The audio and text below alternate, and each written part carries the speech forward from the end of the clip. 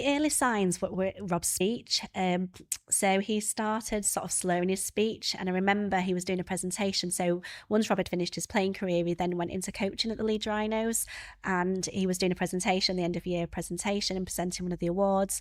And he was having difficulty articulating certain words. And I remember at the time, actually, we were moving house and Rob couldn't say the word solicitor. So he was having difficulty articulating words. And I think people started to question whether Rob was drinking, whether he was doing something that, perhaps he shouldn't be doing. And, for the record, Rob wasn't a drinker. Very rare did you see Rob, if there was a team social, Rob would be always the first one out the back door. And I always felt guilty for that. I always used to think, gosh, his teammates must used to think I'm at home saying, Rob, you must come home now. And actually it was the opposite. I was the one that was saying, go out, enjoy yourself. It's such a short career, enjoy it, make the most of it. And I think, like you say, the team and it's so important, and the camaraderie that they had.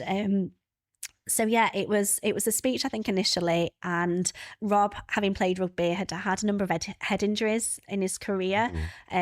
So he mentioned it to the Leeds Rhinos doctor at the time, and they quite quickly referred him to see a neurologist. Right. So Rob was diagnosed really quickly, actually. So a lot of people with MND often get misdiagnosed, and it's a difficult diagnosis because it's just eliminate other diagnoses, and it's not like, if you're testing for diabetes, you can have a test that tests your blood sugar. This is a test, it's kind of eliminating all the other things. And for me, what I'd noticed that Rob had tremors called fasciculations in his arms, but other than that, he was well. He was still coaching, he was still doing the school run, just doing the ordinary things that you and I would ordinarily do.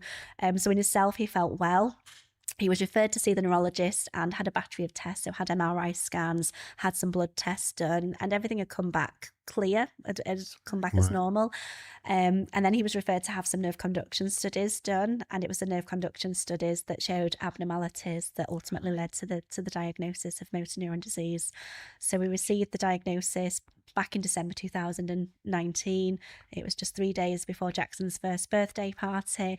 And I think, you Google the signs, and obviously working within the NHS, you have, is this? But we were quite hopeful going into that appointment that the condition we thought Rob might have had is myasthenia gravis, which is a condition that affects your speech muscles, but it's treatable. So we went into that appointment thinking this will be okay. Rob will get some medication, life will continue. Life was pretty perfect at that point. Yeah. And obviously that wasn't the case.